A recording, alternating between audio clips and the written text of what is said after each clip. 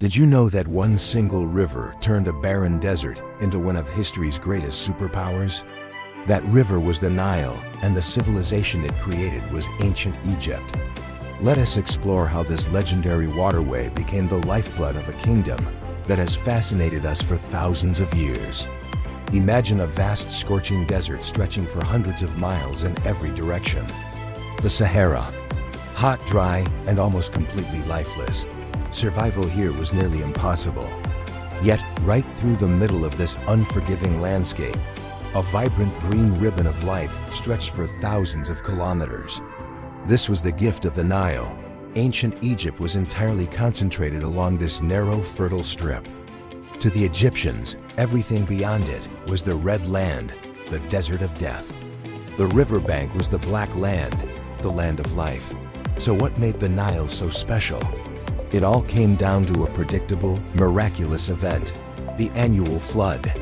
Every single year, from June to September, the Nile would swell and overflow its banks, covering the surrounding plains. When the waters receded, they left behind an incredible gift, a thick, dark, nutrient-rich layer of silt. The Egyptians called this precious soil Kemet, which is actually where the name Egypt might have come from. This black mud was so fertile that it made farming almost effortless. Unlike other early civilizations that struggled with unpredictable rains or had to develop complex irrigation systems, the Egyptians had a natural, self-fertilizing farm delivered to their doorstep every year.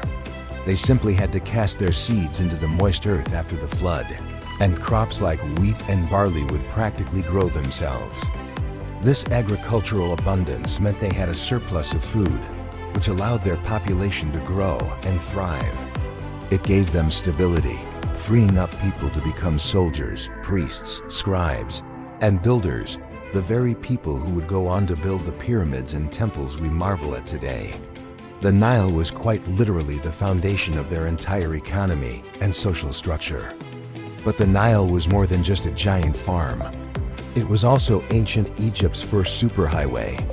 Long before roads, the river was the primary channel for transport, trade, and communication. Heavy blocks of stone for building pyramids and temples were floated down the river on massive barges. Grain from the fertile south was shipped north to feed the cities. Armies, officials, and the pharaoh himself traveled along its waters, unifying the kingdom and maintaining control. The river connected remote villages, bustling cities, and sacred temple complexes, tying the entire civilization together.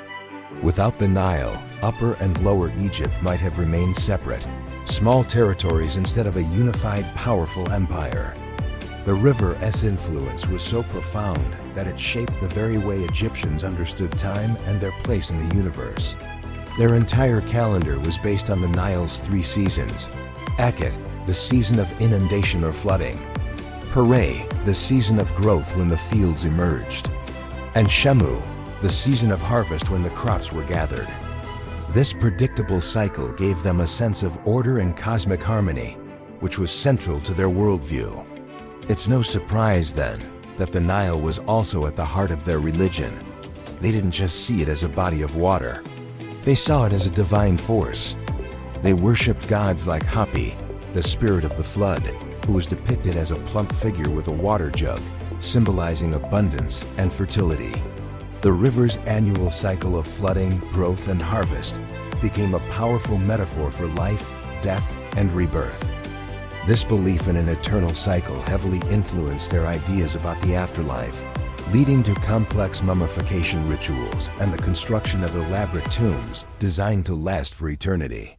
The journey of the sun god Ra, who sailed across the sky by day and through the underworld by night, was often depicted as a voyage on a celestial river, mirroring their own experiences on the Nile.